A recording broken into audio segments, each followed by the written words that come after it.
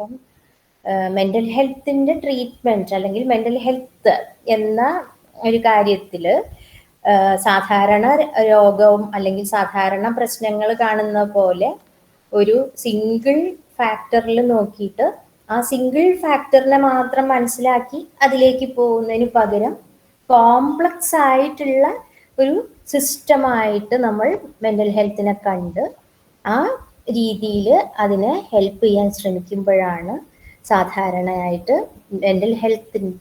നമുക്ക് മെന്റൽ ഹെൽത്തിന്റെ ഇഷ്യൂസിൽ റിക്കവറി എന്ന കാര്യം ഉണ്ടാവുന്നത്. അപ്പൊ എൻ്റെ ഗവേഷണം കോപ്പിംഗ് വിത്ത് കോംപ്ലക്സിറ്റി എന്നുള്ളതായിരുന്നു.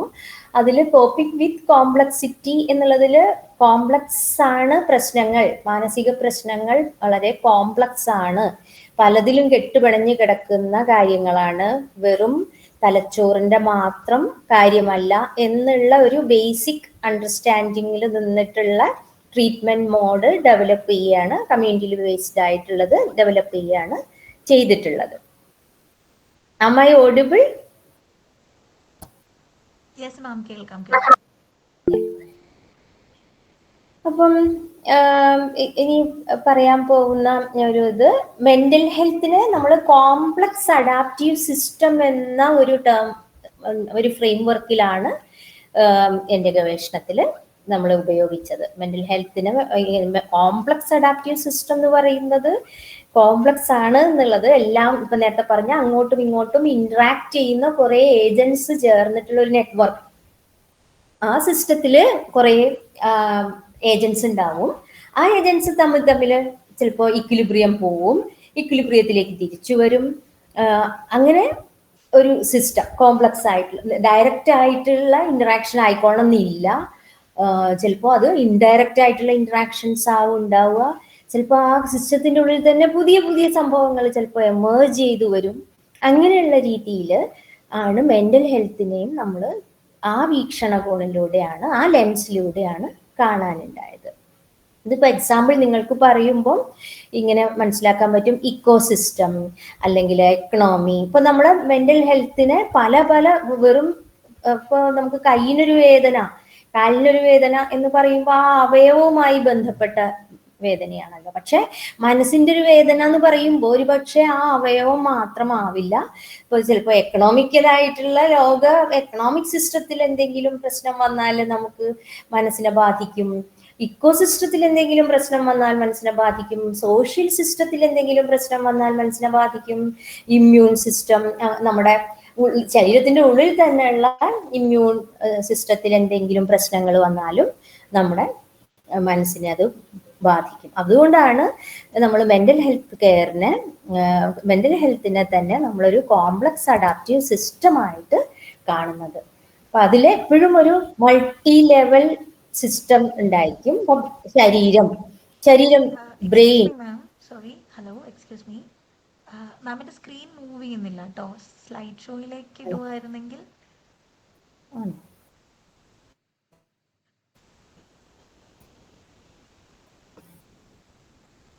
ഇപ്പോഴോ? Yes yes yes. അപ്പൊ എന്നാ ഇങ്ങനെ കാണിക്കേണ്ടി വരും തോന്നുന്നു, ചെറുതാക്കിയിട്ട്.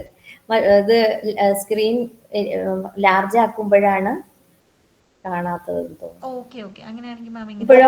കുഴപ്പമില്ല. ഇല്ല, ഇപ്പൊ മൂവ് ആവുന്നുണ്ട്. കാണുന്നുണ്ടോ? യെസ്, മൂവ് ആവുന്നുണ്ടോ? യെസ്. ഓക്കെ. അപ്പൊ മൂവ് ആവുന്നില്ലെങ്കിൽ ഒന്ന് പറയണേ, ഞാൻ അറിയുന്നുണ്ടാവില്ല. അപ്പം ഇത്രയും മൾട്ടി ലെവൽ, ഇപ്പൊ നമ്മള് ബോഡി എന്ന് പറയുന്നത് ഒരു സിസ്റ്റം, ബോഡിയുടെ വലിയ സിസ്റ്റത്തിന്റെ ഒരു പാർട്ടാണ് ബ്രെയിൻ. ബ്രെയിൻ എന്ന് പറയുന്നത് ഇപ്പൊ ബോഡി ഒരു സിസ്റ്റമായി കാണാം, നെർവസ് സിസ്റ്റത്തിന് ഒരു സിസ്റ്റമായി കാണാം. നെർവസ് സിസ്റ്റത്തിന്റെ ഒരു പാർട്ടായിട്ടുള്ള ബ്രെയിൻ, അതുപോലെ ഹോർമോൺ, അതുപോലെ നമ്മളെ ബോഡിയിൽ തന്നെയുള്ള കുറെ മൈക്രോബയോംസ് അല്ലെങ്കിൽ പുറത്തുള്ളത്, ഇങ്ങനെ ബയോളജിക്കലി അങ്ങോട്ടും ഇങ്ങോട്ടുള്ള നെറ്റ്വർക്ക് ഉണ്ട്. പിന്നെ സൈക്കോളജിക്കൽ ഡയനാമിക്സ്, അതിൻ്റെ ഉള്ളിൽ തന്നെ നടക്കുന്ന പ്രോസസ്സിന്റെ കുറെ സിസ്റ്റംസ് നടക്കുന്നുണ്ട്. അതായത് നമ്മൾ കാര്യങ്ങൾ മനസ്സിലാക്കുന്നത്, അതുപോലെ ഇമോഷൻസ് നമ്മൾ പ്രോസസ്സ് ചെയ്യുന്നത്, നമ്മുടെ ഉള്ളിൽ ഉണ്ടാകുന്ന ഇമോഷൻസ്, ഇങ്ങനെയുള്ള കുറെ കാര്യങ്ങൾ അതിൽ നടക്കുന്നുണ്ട്. സോഷ്യലി നമ്മളിപ്പോ ഒരു ഫാമിലിയിലാണെങ്കിൽ ഫാമിലിയിലുള്ള ആളുകൾ, കമ്മ്യൂണിറ്റിയിലാണെങ്കിൽ കമ്മ്യൂണിറ്റിയിൽ നമ്മൾ എങ്ങനെ ബന്ധപ്പെട്ട് കിടക്കുന്നു, കമ്മ്യൂണിറ്റിയിൽ നമ്മുടെ റോൾ എന്താണ്, പാർട്ട് എന്താണ്, അതുപോലെ കൾച്ചറിന്റെ ഭാഗമാണെങ്കിൽ ആ കൾച്ചർ എത്രത്തോളം നമ്മൾ ആയിട്ട് കെട്ടുപിണഞ്ഞു കിടക്കുന്നു, അതുപോലെ എൻവയോൺമെന്റൽ ആയിട്ടുള്ള കോണ്ടെക്സ്റ്റ്, ഇപ്പൊ നമ്മൾ എവിടെയാണ് താമസിക്കുന്നത് എന്നുള്ളത്, അതല്ലെങ്കിൽ നമുക്ക് ചുറ്റുമുള്ള എൻവയോൺമെന്റ്, ഇതെല്ലാം അങ്ങോട്ടും ഇങ്ങോട്ടും ഒരു ഇന്ററാക്ഷൻ വരുന്ന രീതിയിലാണ് ഈ കോംപ്ലക്സ് അഡാപ്റ്റീവ് സിസ്റ്റത്തിൽ മെന്റൽ ഹെൽത്തിന്റെ ഇതിൽ വരുന്നത്. അപ്പൊ അതിൽ ഇന്റർ ഡിസിപ്ലിനറി ആയിട്ടുള്ള ഒരു ഫോക്കസ് ആണ് എപ്പോഴും മെന്റൽ ഹെൽത്തിന്റെ ട്രീറ്റ്മെന്റിന് പറ്റുകയുള്ളൂ. അതുകൊണ്ടാണ് അതിൽ സൈക്കാട്രി വേണം, സൈക്കോളജി വേണം, സോഷ്യോളജി വേണം, അതുപോലെ ഇപ്പൊ സോഷ്യൽ വർക്ക്, സോഷ്യോളജി ഇതെല്ലാം വേണം, പബ്ലിക് ഹെൽത്ത് വേണം, എൻവയോൺമെന്റൽ സയൻസ് വേണം. അങ്ങനെ എല്ലാ കുറേ ഡിസിപ്ലിൻസ് ചേർന്നിട്ടുള്ള ഒരു ഇന്റഗ്രേഷൻ ആയിട്ടാണ് ശരിക്കും നമ്മൾ മെന്റൽ ഹെൽത്തിന്റെ കെയർ കൊടുക്കുന്നതിൽ പൂർണ്ണതയിലേക്ക് എത്തിക്കാൻ പറ്റുള്ളൂ. അതായത് റിക്കവറി എന്ന് പറയുന്ന കോൺസെപ്റ്റിലേക്ക് എത്തണമെങ്കിൽ ഏതെങ്കിലും ഒരു പാർട്ട് മാത്രം നമ്മൾ കൊടുത്തിട്ട് പേഷ്യന്റിന് മെന്റൽ ഇൽനെസ് റിക്കവേർഡ് ആയില്ല എന്ന് പറയുന്നതിൽ ഒരർത്ഥമില്ല. അപ്പൊ അധികവും ബയോളജിക്കൽ പാർട്ട് മാത്രം, ഒരു കാലം വരെയും മാനസിക ആരോഗ്യത്തിന് മാനസിക പ്രശ്നങ്ങളുമായിട്ട് ചെല്ലുന്ന സ്ഥലത്ത് ബയോളജിക്കൽ സിസ്റ്റത്തിൽ മാത്രം ഫോക്കസ് ചെയ്തിട്ടുള്ള ട്രീറ്റ്മെന്റ് ആയിരുന്നു. അതായത് നമ്മള് ബ്രെയിനിൽ ഏത് കെമിക്കലാണോ കുറവുള്ളത് കൂടുതലുള്ളത് അതൊക്കെ നോക്കിയിട്ട്, അല്ലെങ്കിൽ ബ്രെയിനിന്റെ പ്രവർത്തനത്തെ ശരിയാക്കാനുള്ള മെഡിസിൻ എന്നുള്ള മാത്രം. അപ്പൊ മെഡിസിൻ കൊണ്ട് മാത്രം അസുഖം മാറുന്നുണ്ടാവില്ല എന്നുള്ളത് വളരെ വ്യക്തമായിരിക്കും. നിങ്ങൾക്കും അറിയാവുന്നത്, കമ്മ്യൂണിറ്റിയിൽ നിങ്ങൾ സമൂഹത്തിൽ എത്രയോ പേരെ കാണുന്നുണ്ടാവും മാനസിക രോഗം ചികിത്സിച്ചാൽ മാറില്ല എന്ന രീതിയിൽ മുദ്ര കുത്തപ്പെട്ട് ട്ടുള്ള കുറെ മനുഷ്യന്മാരെ കണ്ടിട്ടുണ്ടാവും. അപ്പൊ ആ മനുഷ്യന്മാരെല്ലാം ഈ പല സിസ്റ്റത്തിലെ ഏതെങ്കിലും ഒരു സിസ്റ്റം മാത്രം നോക്കി ട്രീറ്റ് ചെയ്ത് മറ്റുള്ള സിസ്റ്റത്തിനെയൊക്കെ അവഗണിച്ചുള്ള ട്രീറ്റ്മെന്റിലേക്ക് കടന്നതുകൊണ്ടാണ് അത് പൂർണ്ണമായിട്ടുള്ള റിക്കവറിയിൽ എത്താതെ പോയത്. അപ്പൊ നമ്മളിപ്പോ എന്തെങ്കിലും ഒരു സാധനം ഉണ്ടാക്കുമ്പോൾ, എന്തെങ്കിലും ഒരു ഭക്ഷണ പദാർത്ഥം ഉണ്ടാക്കുമ്പോൾ, ഇപ്പൊ ബിരിയാണി അങ്ങനത്തെ എന്തെങ്കിലും ഉണ്ടാക്കുമ്പോൾ വെറും 1-2 ഇൻഗ്രീഡിയൻസ് മാത്രം ചേർന്നത് കൊണ്ട് അത് ബിരിയാണി ആവില്ലല്ലോ. അതിന് വേണ്ട ഇൻഗ്രീഡിയൻസ് വേണ്ട രീതിയിൽ കൊടുക്കുമ്പോഴല്ലേ അത് ബിരിയാണി എന്നൊരു ഔട്ട്കം ഉണ്ടാവുള്ളൂ. അതേപോലെയാണ് ഈ സിസ്റ്റം ലെവലിൽ ഓരോന്നിലും വേണ്ട മാറ്റങ്ങൾ വരുത്തിയാലേ അതിൽ ജീവിക്കുന്ന വ്യക്തികളുടെ മാനസികാവസ്ഥയെയും പൂർണ്ണമായിട്ടുള്ള രീതിയിൽ ഹെൽത്തി ആക്കാൻ, ആരോഗ്യകരമാക്കി മാറ്റാൻ നമുക്ക് പറ്റുള്ളൂ. അടുത്തതിലേക്ക് കടക്കുകയാണ്. ഇനി പറയുന്നത് ecology and mental health R mutually adaptive systems എന്നുള്ള പോയിന്റ് ആണ്. അതെന്താന്ന് വെച്ചാല് നമുക്കറിയാം ഭയങ്കര വീണ്ടും ആവുന്നില്ല.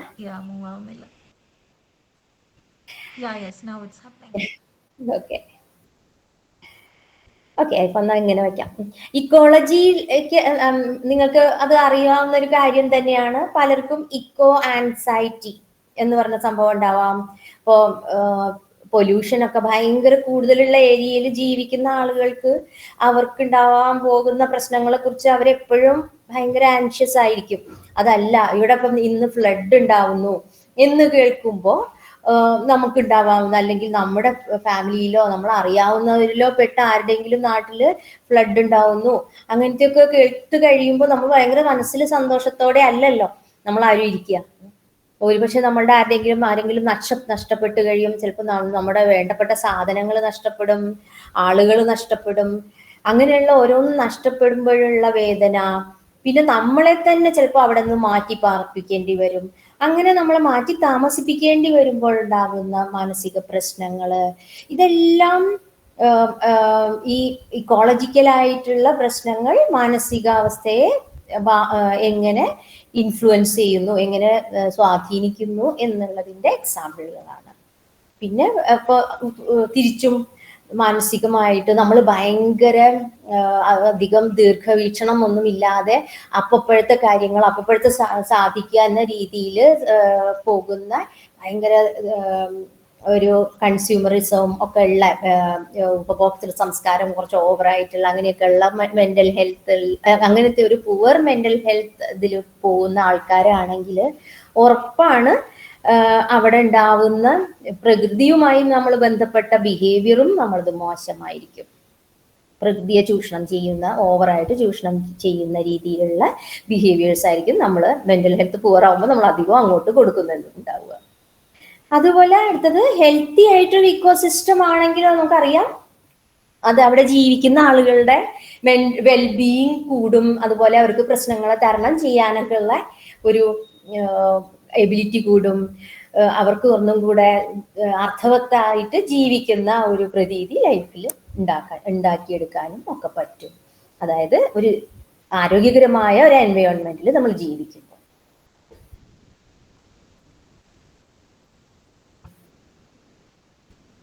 അപ്പോൾ ഇതിന്റെ ഒരു ബ്രാഞ്ച് തന്നെ ഉണ്ട്, ക്ലിനിക്കൽ ഇക്കോ സൈക്കോളജി എന്നാണ് അതിന്റെ പേര്. ഇപ്പം അതിൽ പറയുന്നത് ക്ലിനിക്കൽ സൈക്കോളജി എന്ന് പറഞ്ഞു കഴിഞ്ഞാൽ നമ്മൾ ഡയഗ്നോസിസ്, ട്രീറ്റ്മെന്റ്, അസസ്മെന്റ്, അതുപോലെ എവിഡൻസ് ബേസ്ഡ് ആയിട്ടുള്ള കുറെ ട്രീറ്റ്മെന്റ് മെത്തേഡ്സ് അസുഖമുള്ള ആളുകളെ ട്രീറ്റ് ചെയ്യാൻ ഉപയോഗിക്കുന്നതാണ് ക്ലിനിക്കൽ സൈക്കോളജി.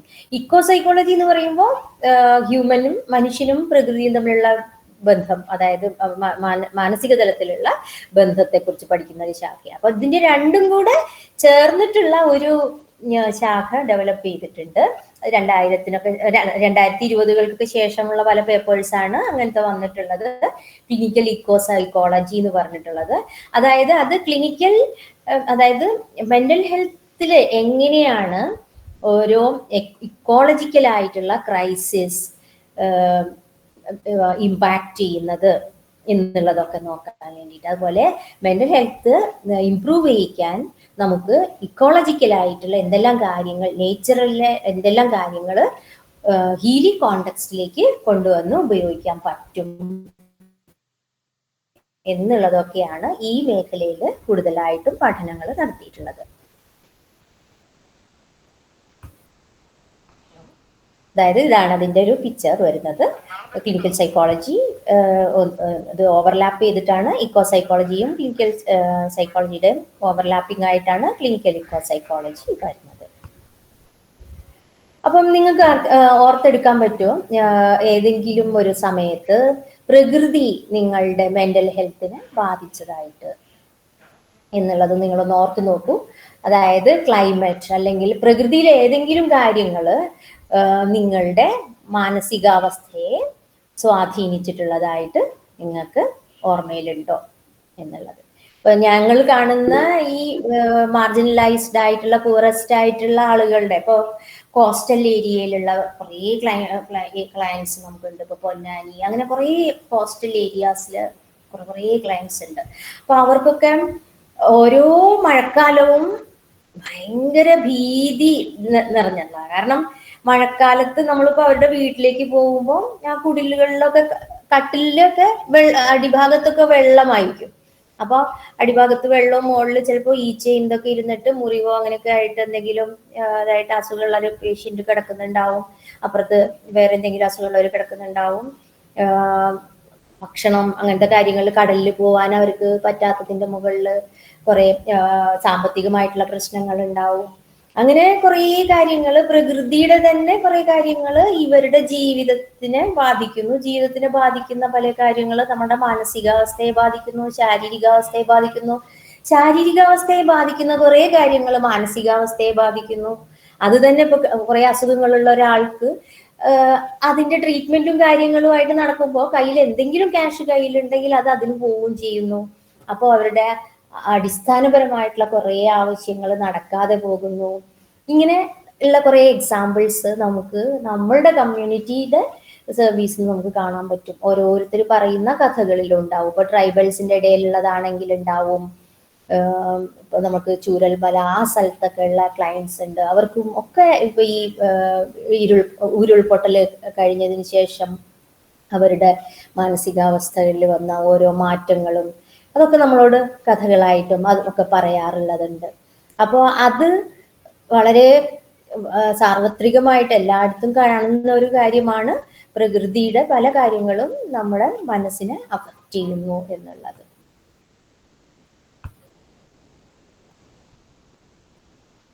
അപ്പോൾ പ്രകൃതിയുടെ പ്രശ്നങ്ങൾ, ക്ലൈമറ്റ് ചേഞ്ച്, പൊല്യൂഷൻ, എൻവയോൺമെന്റൽ ഡിഗ്രഡേഷൻ ആൻഡ് ഇതെല്ലാം തന്നെ മൈൻഡിനെ അഫക്റ്റ് ചെയ്യും.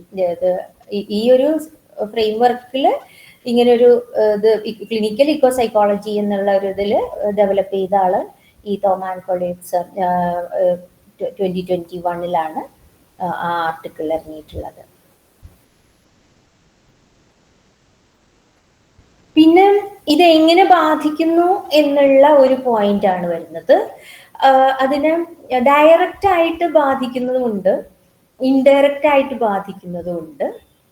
എല്ലാ സിസ്റ്റത്തിലെ എല്ലാ കാര്യങ്ങളും അങ്ങനെയാണ് ഉണ്ടാവുക. കുറച്ച് കാര്യങ്ങൾ ഡയറക്റ്റ്ലി അഫക്റ്റ് ചെയ്യും.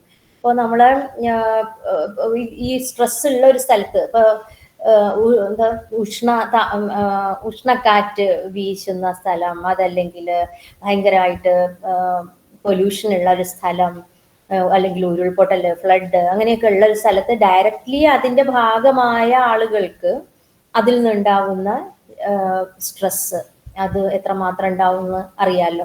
ഉരുൾപൊട്ടലുള്ള ഒരു സ്ഥലത്ത് നിന്ന് രക്ഷപ്പെട്ട ഒരാളാണെങ്കിൽ, കുറേ ആളുകൾ നഷ്ടപ്പെട്ടിട്ടുണ്ടെങ്കിൽ, സാധനങ്ങൾ നഷ്ടപ്പെട്ടിട്ടുണ്ടെങ്കിൽ, അങ്ങനെയുള്ള കാര്യത്തിൽ അപ്പം അത് ശരീരത്തിൽ തന്നെ ചിലപ്പോൾ പ്രശ്നങ്ങൾ ഉണ്ടാക്കുകയും ചെയ്യും. അവർക്ക് മുറിവുകളും ചതവുകളും അങ്ങനത്തെ കാര്യങ്ങളോ അല്ലെങ്കിൽ ശാരീരികമായിട്ടും എന്തെങ്കിലും പ്രശ്നങ്ങൾ ഉണ്ടാവാറുണ്ട്. പിന്നെ ഉള്ളതാണ് കുറച്ച് നാളുകളോളം സ്ട്രെസ്സിലൂടെ പോകുമ്പോൾ അല്ലെങ്കിൽ പെട്ടെന്ന് ഒരു സ്ട്രെസ്സിലൂടെ പോകുമ്പോൾ ഒക്കെ ആളുകൾക്ക് ഉറക്കത്തിനെയൊക്കെ ബാധിക്കും. അതും ശാരീരികമായിട്ടുള്ള ഒരു ധർമ്മമാണ് ഉറക്കം എന്ന് പറയുന്നത്. പിന്നെ നമ്മളെ സ്ട്രെസ്സിന്റെ ഭാഗമായിട്ട് വയറിന് പ്രശ്നം ചിലർക്ക് വരും, ആൻസൈറ്റി, ഡിപ്രഷൻ, പിന്നെ പോസ്റ്റ് ട്രോമാറ്റിക് സിംറ്റംസ് എന്ന് പറയും. ട്രോമ നടന്നതിന് ശേഷം ഉണ്ടാവുന്ന കുറേ രോഗലക്ഷണങ്ങളായിട്ട് വരുന്നത്. ഇതെല്ലാം നമ്മൾ അധികവും ഡയറക്റ്റ് ആയിട്ട് ഈ ഒരു പാത്വേയിലാണ് കാണുന്നത്. എൻവയോൺമെന്റിൽ എന്തെങ്കിലും പ്രശ്നം വന്നു കഴിഞ്ഞാൽ ഡയറക്റ്റ്ലി അഫക്ട് ചെയ്യുന്നതാണ്. ഇപ്പോൾ ഫിസിയോളജിക്കൽ മെക്കാനിസംസിൽ ഇപ്പോൾ നമ്മൾ പറയുമ്പോൾ ഈ ബ്രെയിനിൽ നമുക്ക് പിറ്റ്യൂട്ടറി ഗ്ലാൻഡ്, അതുപോലെ സ്ട്രെസ് എല്ലാവർക്കും അറിയുമായിരിക്കും, സ്ട്രെസ് ഹോർമോൺ നമ്മുടെ ബോഡിയിൽ ഉണ്ടാക്കുന്ന കോർട്ടിസോളിന്റെ റിലീസിന് ഉള്ള ഒരു ആക്സിസ് ഉണ്ട് ബ്രെയിന് ആ HPA ആക്സിസ് എന്ന് പറയും. അതിനെയൊക്കെ ഒരു ഇക്വിലിബ്രിയം, അതിന്റെ ഒരു താളം തെറ്റിക്കുന്ന അവസ്ഥയിലേക്ക് കൊണ്ടുപോകും ഡയറക്റ്റ് ആയിട്ട് ഇങ്ങനത്തെ സ്ട്രെസ്സിലേക്ക് നമ്മൾ പോകുമ്പോൾ. അപ്പൊ നമുക്ക് പല അസുഖങ്ങളും ഉണ്ടാവും. നമ്മളുടെ ഇമ്മ്യൂണിറ്റിയെ ബാധിക്കും, നമ്മളുടെ ശരീരത്തിന്റെ സന്തുലിതാവസ്ഥയെ അത് ബാധിക്കും. അത് എത്രയോ അധികം പഠനങ്ങൾ അത് തെളിയിച്ചിട്ടുണ്ട്. ഇത്തരം കാര്യങ്ങൾ കുറേ അധികം നമ്മുടെ മാനസികാവസ്ഥയെ ബാധിക്കുന്നുണ്ട്. ചില മാനസിക രോഗങ്ങൾ തന്നെ വരുന്നുണ്ട് ഇത്തരം ഇതിലൂടെ പോകുന്ന ചില ആളുകൾക്ക് കേട്ടോ. അതിനി ചില എന്നുള്ളതിന്റെ ഇത് ഞാൻ അടുത്ത സ്ലൈഡ്സിൽ പറയും. അപ്പൊ ഇതാണ് അതിന്റെ ഒരു പിക്ചർ ആയിട്ട് ഒരു സമ്മറി ആയിട്ടുള്ളത്. നമ്മുടെ സിമ്പതറ്റിക് സിസ്റ്റവും പാരാസിമ്പതറ്റിക് സിസ്റ്റത്തിൽ, അതിൽ സിമ്പതറ്റിക് സിസ്റ്റത്തിലാണ് കൂടുതലും ഇത് ആക്ടിവേറ്റഡ് ആകുമ്പോൾ കോർട്ടിസോളിന്റെ ലെവലിൽ വ്യത്യാസം വരും. കോർട്ടിസോൾ ലെവലിൽ വ്യത്യാസം വരുമ്പോൾ ഉറപ്പായിട്ടും നമ്മുടെ ഗ്യാസ്ട്രോ ഇൻഡസ്ട്രിനൽ ലെവലിൽ പ്രശ്നം വരും, എൻഡോക്രൈൻ ലെവലിൽ പ്രശ്നം വരും. എൻഡോക്രൈൻ എന്ന് പറയുമ്പോൾ ഹോർമോണുകളുടെ ഒക്കെ ഇത് നിയന്ത്രിക്കുന്ന സിസ്റ്റമാണ്. അപ്പൊ ആ സിസ്റ്റത്തിനെയൊക്കെ തകിടം മറിക്കും, ഇമ്മ്യൂൺ സിസ്റ്റത്തിനെ അത് തകിടം മറിക്കും. ഇതെല്ലാം കൂടെ വരുമ്പോഴത്തേക്കും എന്തെങ്കിലുമൊക്കെ മാനസിക പ്രശ്നങ്ങളോ ശാരീരിക പ്രശ്നങ്ങളുടെ ഒരു കൂട്ടമായിട്ട് പുറത്തേക്ക് വരാൻ തുടങ്ങും.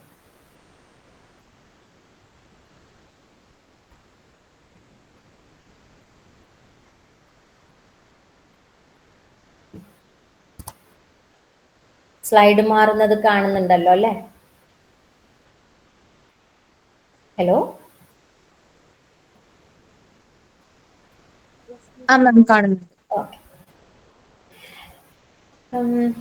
പിന്നെ ഇൻഡയറക്റ്റ് ആയിട്ടുള്ള പാത്വേ ആണ്.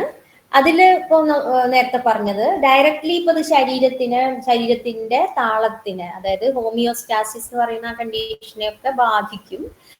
അതുപോലെ അത് ശരീരത്തിൽ ഡയറക്ട്ലി നമ്മൾ അതിനെ വിറ്റ്നസ് ആവുമ്പോഴതാണ്. അപ്പൊ അതൊന്നും വേണ്ടാതെ തന്നെ നമുക്ക് നമ്മുടെ വീട്ടിൽ നടന്നിട്ടില്ലെങ്കിലും നമ്മുടെ അപ്പുറത്തോ നടന്നാലും ആ മേഖലയിലെ സോഷ്യോ എക്കണോമിക് ആയിട്ടുള്ള, അപ്പൊ ആ വീട്ടിലാണെങ്കിലും കുറേ കാര്യങ്ങളെ അത് ഇൻഡയറക്റ്റ് ആയിട്ട് ബാധിക്കും. അതായത് സാമൂഹിക സാമ്പത്തിക അവസ്ഥയെ ബാധിക്കും, കമ്മ്യൂണിറ്റി ലെവലിൽ അത് സ്വാധീനം ചെലുത്തും. ഇപ്പൊ കുറെ ആളുകളെ മാറ്റി താമസിപ്പിക്കുക എന്ന് പറയുമ്പോൾ നമ്മളുടെ കുറെ പ്രധാനപ്പെട്ട നൈബേഴ്സ് ഒക്കെ നഷ്ടപ്പെടും നമുക്ക്. അല്ലെങ്കിൽ കുറെ ആളുകൾ നമ്മളൊരു കണക്ഷൻ ഉണ്ടായി ജീവിച്ചിരുന്ന അതൊക്കെ നഷ്ടപ്പെടും. പിന്നെ പലപ്പോഴും ഇങ്ങനെ കൂട്ടത്തോടെ എവിടേക്കെങ്കിലും താമസിപ്പിക്കുമ്പോൾ ക്യാമ്പ് അല്ലെങ്കിൽ വേറെ എവിടെയെങ്കിലും ഒക്കെ ആവുമ്പോൾ അഡ്ജസ്റ്റ് ചെയ്തൊക്കെ താമസിക്കുമ്പോൾ, അതല്ലെങ്കിൽ ഈ പ്രളയമൊക്കെ വന്നിട്ടുള്ള സ്ഥലങ്ങളൊക്കെ ആണെങ്കിൽ അവിടെ ഈ ഫുഡിലൊക്കെ എന്തെങ്കിലുമൊക്കെ അണുക്കളോ അങ്ങനത്തെയൊക്കെ വരാനുള്ള സാധ്യതയും കൂടുതലാണ്. കാരണം പല രീതിയിൽ അത് ഡീൽ ചെയ്യുന്നിടത്തും അല്ലാത്ത രീതിയിലൊക്കെ ഫുഡിന്റെ സെക്യൂരിറ്റിയെ ബാധിക്കും. കുറെ ആളുകളുടെ തൊഴിൽ പോകുന്നത് ഒപ്പം തന്നെ കുറെ കാര്യങ്ങള് കുറവ് അനുഭവപ്പെടും. ഇതുവരെ നമുക്ക് നന്നായിട്ട് ലഭിച്ചിരുന്ന പല ഭക്ഷണമാണെങ്കിലും വെള്ളമാണെങ്കിലും ഇലക്ട്രിസിറ്റി എന്ത് റിസോഴ്സ് ആണെങ്കിലും പ്രശ്നങ്ങള് കുറവോ ഒക്കെ പ്രശ്നങ്ങൾ വരാനുള്ള സാധ്യത ഇങ്ങനത്തെ സമയത്ത് കൂടുതലാണ്. അതെല്ലാം ഇൻഡയറക്റ്റ് ആയിട്ട് നമ്മളുടെ മാനസിക നിലയെ ബാധിക്കും. അപ്പം പലപ്പോഴും ഇത്തരം ഇതിലൂടെ പോകുമ്പോൾ അസുഖമൊക്കെ മാറിയിരുന്ന ആളുകളാണെങ്കിലും ചിലപ്പം റീസ്റ്റാർട്ട് ചെയ്യാനൊക്കെ ഉള്ള സാധ്യത ഭയങ്കര കൂടുതലാണ് ഇത്തരം സ്ട്രെസ്സിലൂടെ അങ്ങനെ കടന്നു പോകുമ്പോൾ. പലരും ഇത്തരം സ്ട്രെസ്സിലൂടെ കടന്നു പോകുന്നതിനെ കോപ്പ് ചെയ്യാന്ന് പറയും. അതായത് അതുമായിട്ട് താതാത്മ്യം ജീവിച്ചു പോകുന്നത്, അനുകൂലപ്പെട്ടിട്ട് ജീവിച്ചു പോകുന്നത് സബ്സ്റ്റൻസ് യൂസ് ഒക്കെ കൊണ്ടാണ്. ചിലര് മദ്യം ഉപയോഗിച്ചിട്ട് അയ്യോ എന്റെ കിടപ്പാടം പോയി, അത് പോയി, ആളുകൾ പോയി, ഇനിയിപ്പോ എന്താ ഞാൻ ചെയ്യുക, ഇനി ഞാൻ എന്റെ വിഷമം മാറാൻ മദ്യം അല്ലെങ്കിൽ മയക്കുമരുന്നുകള് അങ്ങനത്തെയൊക്കെ ഉപയോഗിച്ച് അങ്ങനെയുള്ള രീതികളിലേക്കും ചില ആളുകൾ പോകും. പിന്നെ നമുക്കിപ്പോ ഒരു സ്ഥലത്ത് നിന്ന് വേറൊരു സ്ഥലത്തേക്ക് നമ്മളെ നല്ല ഉദ്ദേശത്തോടെ പറിച്ചു നടുകയാണെങ്കിലും, ഇപ്പൊ പൊന്നാനിയിലൊക്കെ അങ്ങനെ പലരും പറയാറുണ്ട്. അപ്പൊ തീരദേശത്ത് താമസിക്കുന്ന ആളുകൾക്ക് അവിടെ താമസിക്കാതെ വേറെ ഫ്ലാറ്റ് അങ്ങനത്തെ ഇതൊക്കെ ഇട്ട് കൊടുക്കുമ്പോൾ അവർക്ക് നഷ്ടപ്പെടുന്ന ഒരു ഇതുണ്ട്. അവരുടെ സ്ഥലം എന്നുള്ള ആ ഒരു ഫീല് അവർക്ക് തോന്നായിക വരും. പിന്നെ നമുക്ക് ഒരു കമ്മ്യൂണിറ്റിയുടെ പാർട്ടായിട്ട് ജീവിച്ചിരുന്ന ആളുകളെ കുറച്ച് ആളുകളെ മാറ്റി താമസിക്കുമ്പോൾ അതും ഭയങ്കര പ്രയാസം ഉണ്ടാക്കും. ആ പാർട്ടിൽ നിന്ന് നമ്മളെ പറിച്ചെടുക്കുന്ന പോലത്തെ ഒരു ഫീലൊക്കെ ആളുകൾക്ക് ഉണ്ടാവും. പിന്നെ നമുക്ക് വരാൻ ചാൻസ് ഉള്ള വേറെ സ്ഥലത്ത് പ്രശ്നം നടക്കുന്നു. ഇപ്പോ ഹിമാചലില് അവിടെയൊക്കെ ഫ്ലഡ് നടക്കുന്നു, അല്ലെങ്കിൽ വേറെ നമുക്ക് അറിയാവുന്ന ആൾക്കാരുള്ള സ്ഥലത്ത് ഫ്ലഡ് നടക്കുന്നു, ഇനി ഇവിടെ ഫ്ലഡ് വരാൻ ചാൻസ് ഉണ്ട്. അങ്ങനെയുള്ള കാര്യങ്ങൾ അറിയുമ്പോൾ നമുക്ക് ഭയങ്കരമായിട്ട് ആൻസൈറ്റി കൂടാനുള്ള സാധ്യത ഉണ്ട്. അതായത് ഇതിനെപ്പറ്റി അറിയുന്നത്, ഇപ്പൊ പലരും പറയാറില്ലേ ഡിസാസ്റ്റർ മാനേജ്മെന്റിലൊക്കെ കേരളത്തിൽ നിൽപ്പ്, അതല്ലെങ്കിൽ മുല്ലപ്പെരിയാറിന്റെ കാര്യം, കേരളം ഒരു ചെറിയൊരു പാളി മാത്രമാണ് എന്നൊക്കെ പറഞ്ഞിട്ടുള്ള പല ഇതും ആളുകൾ ചർച്ച ചെയ്യപ്പെടാറുണ്ടല്ലോ. അങ്ങനെയുള്ളതൊക്കെ മനുഷ്യന്മാരിൽ ആൻസൈറ്റി ഉണ്ടാക്കും, അത് ഇക്കോളജിക്കൽ ഗ്രീഫ് ഉണ്ടാക്കും. ഇപ്പൊ ഇക്കോളജിക്കൽ ഗ്രീഫ് എന്നൊക്കെ പറയുന്നത് നമുക്ക് ഉണ്ടായിരുന്ന കുറെ സാധനം പോവും എന്നുള്ളത് നമ്മൾ മുൻകൂട്ടി കണ്ടിട്ട് നമുക്ക് ഗ്രീഫ് വരാം. സൊളേസ്റ്റാൾജിയ എന്ന് പറയുന്ന ഒരു കാര്യമുണ്ട്. അതായത് നമുക്കിപ്പോ നമ്മുടെ വീട്ടില് വെള്ളപ്പൊക്കം ഉണ്ടാവാൻ ചാൻസ് ഉണ്ട്, നമ്മൾ അറിയാണ്, വീട്ടിൽ നിൽക്കുകയാണ്, അത് അറിഞ്ഞുകൊണ്ട് ആ വീട്ടിൽ നിൽക്കുമ്പോൾ വീട്ടിൽ നിന്നുകൊണ്ട് നമുക്ക് വീടിനോടൊരു ഹോം സിക്നെസ് തോന്നും. ഇതിപ്പോ നഷ്ടപ്പെടാനുള്ള ഒരു വീടാണല്ലോ എന്നാ വിഷമവും ഒക്കെ വെച്ചിട്ട്. അപ്പൊ ഇങ്ങനെയുള്ള മാനസികമായിട്ടുള്ള അവസ്ഥയിലൂടെയൊക്കെ ഈ ഇത്തരം കണ്ടീഷൻസിൽ നമ്മൾ പോവും. പിന്നെ ആൻസൈറ്റി ഉണ്ടാവും, ഹോപ്പ്ലെസ്നെസ് ഉണ്ടാവും, ഹെൽപ്ലെസ്നെസ് ഉണ്ടാവും. പക്ഷെ കുറച്ച് രീതിയിൽ ഇങ്ങനത്തെ അവയർനെസ് നമുക്ക് കിട്ടുന്നത് ഇങ്ങനെ ഉണ്ടാവും എന്നുള്ള അവയർനെസ് ഒരു ഒപ്റ്റിമൽ ലെവലിലാണെങ്കിൽ നമുക്കത് നല്ലതുമാണ്. കാരണം നമ്മൾ അത് വരാതിരിക്കാൻ വേണ്ടിയിട്ടുള്ള കുറേ കാര്യങ്ങളിൽ മുൻകൂട്ടി കാര്യങ്ങൾ ചെയ്യാൻ തുടങ്ങും. ഈ പ്രദേശം ഇങ്ങനത്തെ ദുരന്തം വരാൻ സാധ്യതയുള്ള ഒരു പ്രദേശമാണ്, അതുകൊണ്ട് ഇങ്ങനെ ചെയ്യരുത്, അങ്ങനെ ചെയ്യരുത് എന്നുള്ള ഒരു മനസ്സിലാക്കല് നമ്മൾ ഉണ്ടാക്കിയെടുത്ത് എല്ലാവരും കൂടെ ഒരുമിച്ച് എന്തെങ്കിലും ചെയ്യുന്ന ഒരു രീതിയിലേക്ക് പോകാനും സാധ്യതയുണ്ട്. അപ്പോൾ ഇക്കോ ആൻസൈറ്റി, ഇക്കോ ഗ്രീഫ് എന്നൊക്കെയാണ് ഇതിന് സൈക്കോളജിയിൽ പറയുന്ന വാക്ക്. പിന്നുള്ളതൊരു എല്ലാവർക്കും ഇതുണ്ടാവില്ല എന്ന് ഞാൻ നേരത്തെ പറഞ്ഞു. ചില ആളുകൾക്കേ ഉണ്ടാവുള്ളൂ മാനസിക പ്രശ്നങ്ങൾ ഇത്തരം ഇതിലൂടെയൊക്കെ കടന്നു പോയി കഴിഞ്ഞാൽ. ഇപ്പൊ എല്ലാവർക്കും കടബാധ്യത വന്നു എന്ന് വിചാരിച്ചിട്ട് അവർ ആത്മഹത്യ ചെയ്യില്ല. എന്നാൽ ചില ആളുകൾ കടബാധ്യത വരുമ്പോൾ ആത്മഹത്യ ചെയ്യുന്നുണ്ട് ആ രീതിയിൽ. അപ്പം അതിന് ചില വൾണറബിലിറ്റി ഫാക്ടേഴ്സ് ഉണ്ട്. ചില ആളുകൾക്ക് മാത്രം എന്തുകൊണ്ട് സംഭവിക്കുന്നു എന്ന് വെച്ചാൽ അവരുടെ ബ്രെയിൻ അതിന് സാധ്യത ഉള്ള ഒരു ബ്രെയിൻ കിട്ടിയത് കൊണ്ടും കൂടിയാണ്. പിന്നെ ഹൈ പേഴ്സൺ നമ്മൾ ഡയറക്ട്ലി ഭയങ്കരമായിട്ട് അതുമായിട്ട് ക്ലോസ് ആയിട്ടുള്ള ആളുകൾക്കാണ് ഇത് കൂടുതൽ എക്സ്പോഷർ കൂടുതൽ കിട്ടുന്ന ആളുകൾക്കാണ് ഇത് പ്രയാസം കൂടുതലാവാൻ ചാൻസ്. പക്ഷെ ബ്രെയിൻ അതിനുള്ള ഒരു വൾണറബിലിറ്റി ഉള്ള ബ്രെയിൻ ആണെങ്കിലേ പ്രശ്നങ്ങൾ ഉണ്ടാവുകയുള്ളൂ.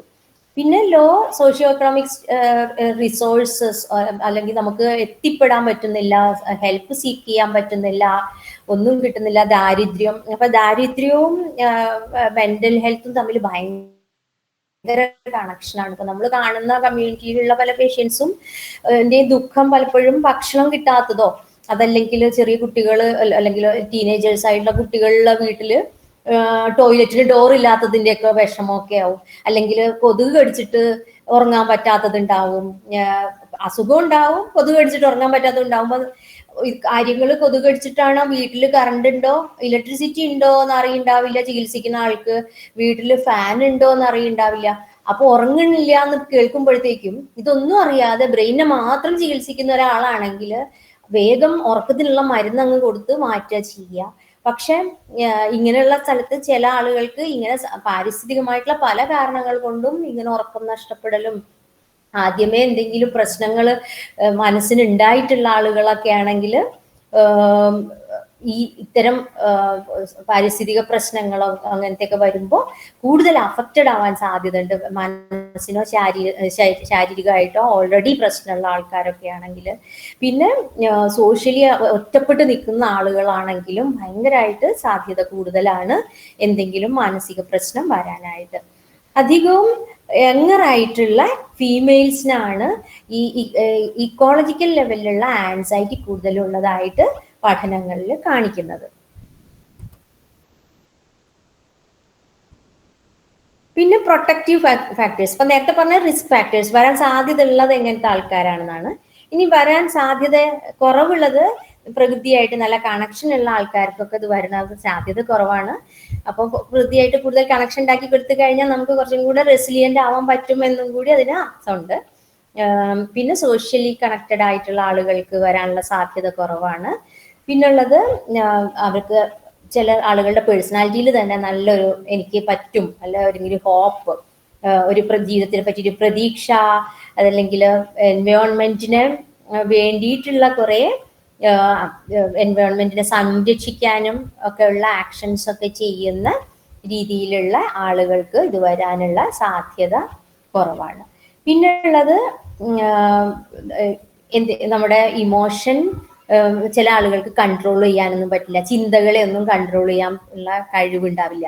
അങ്ങനത്തെ ആളുകൾക്കൊക്കെ ഇത്തരം സ്ട്രെസ്സിലൂടെ പോകുമ്പോൾ അസുഖം വരാനുള്ള സാധ്യത ഉണ്ട്. പക്ഷെ ഈ ചിന്തകളെയൊക്കെ കൺട്രോൾ ചെയ്യാനും എനിക്ക് എൻ്റെ വൈകാരികതയെയൊക്കെ നിയന്ത്രിക്കാനുള്ള കഴിവുണ്ട്, അങ്ങനെയൊക്കെയുള്ള ആളുകൾക്ക് ഇത് ഇങ്ങനത്തെ പ്രശ്നങ്ങളിലൂടെ കടന്നു പോകുമ്പോൾ മാനസിക പ്രശ്നങ്ങൾ വരാനുള്ള സാധ്യത കുറവാണ്. പിന്നെ ഉറപ്പായിട്ടും നേച്ചറുമായിട്ടുള്ള ഒരു അടുപ്പം വരുന്നത് അനുസരിച്ച് ആളുകൾക്ക് പ്രശ്നങ്ങൾ വരുന്നത് കുറയും.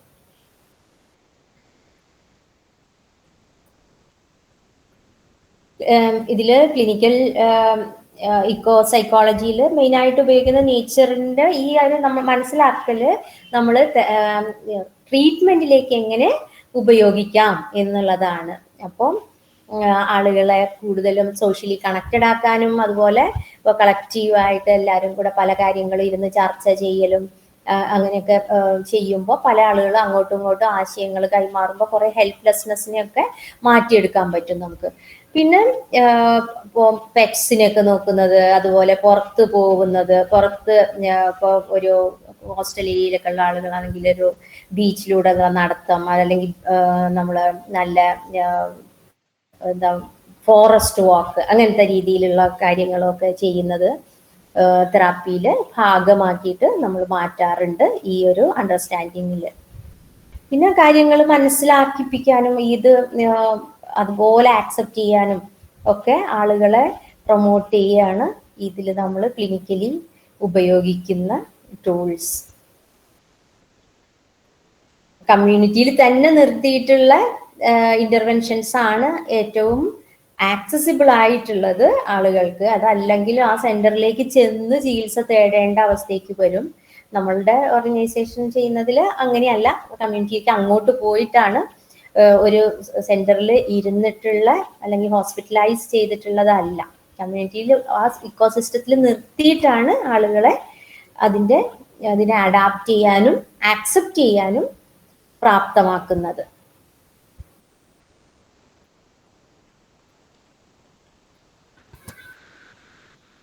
അപ്പോൾ ഇതിൽ കൂടുതൽ പഠനങ്ങളും കുറേ അധികം റിസർച്ച് ഇനിയും വരേണ്ടതായിട്ടുള്ള ഒരു ഇതാണ്. കാരണം ക്ലൈമറ്റ് ചേഞ്ചും ക്ലൈമറ്റ് ഉണ്ടാക്കുന്ന സ്ട്രെസ്സും ഒക്കെ ഇഷ്ടംപോലെ വിഷയമായിട്ടുള്ള കാര്യമാണ്. അതിൽ നമുക്ക് കുറേ അധികം ഇന്റർവെൻഷൻസും നമുക്ക് ഉണ്ടാക്കിയെടുക്കാൻ പറ്റും. പ്രകൃതിയെ ഒക്കെ കൂട്ടിച്ചേർത്തിട്ട് ഇന്റർ ഡിസിപ്ലിനറി തലത്തിലുള്ള ഒരു കൊളാബറേഷൻ വരുമ്പോൾ പിന്നെ എല്ലാവരിലേക്കും ആക്സസിബിൾ ആക്കാനും നമുക്കിത്, അതായത് വളരെ വൾണറബിൾ ആയിട്ടുള്ള ക്ലൈമറ്റ് ഉള്ള റീജിയൻസ് ഒക്കെ ഉണ്ട്, അവിടേക്കൊക്കെ ഇത് എത്തിക്കാനും ഒക്കെ നമുക്ക് അങ്ങനെ അതിലുള്ള പോളിസി ഉണ്ടാക്കാനും ഒക്കെ പറ്റും.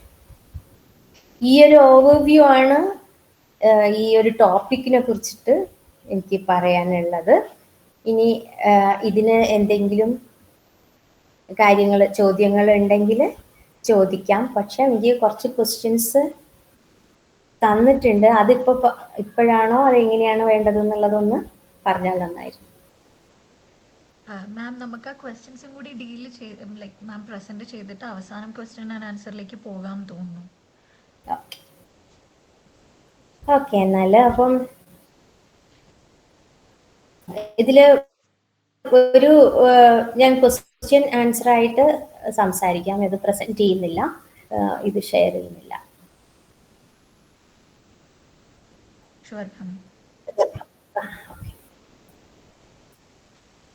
അപ്പൊ ഒരു മെയിൻ ക്വസ്റ്റ്യൻ, ഇക്കോളജിയുമായിട്ട് മെന്റൽ ഹെൽത്തിന് എന്തു ബന്ധം എന്നുള്ളതാണ് ഉണ്ടായിരുന്നത്. അതിന്റെ ആൻസർ ഞാൻ ഇനി ചെയ്യേണ്ടതുണ്ടോ, എന്താണ് തോന്നുന്നത്?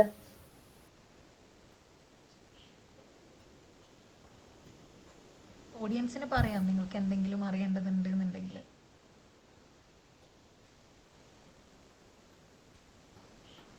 ഒരു ക്വസ്റ്റ്യൻ അതായിരുന്നു, how does ecology influence mental health എന്നായിരുന്നു. ഉറപ്പായിട്ടും ഇതിൽ നിന്ന് നിങ്ങൾക്ക് കിട്ടിയിട്ടുണ്ടാവുമെന്ന് വിചാരിക്കുന്നു, ഇക്കോളജി എങ്ങനെയാണ് മെന്റൽ ഹെൽത്തിനെ ഇൻഫ്ലുവൻസ് ചെയ്യുന്നത് എന്നുള്ളത്. തീർച്ചയായിട്ടും മാം, മാമിന്റെ പ്രസന്റേഷനിൽ ആ കാര്യങ്ങൾ ഡീൽ ചെയ്തിട്ടുണ്ടായിരുന്നു. അപ്പൊ ഞാൻ അടുത്ത ക്വസ്റ്റ്യനിലേക്ക് കിടക്കുകയാണ്.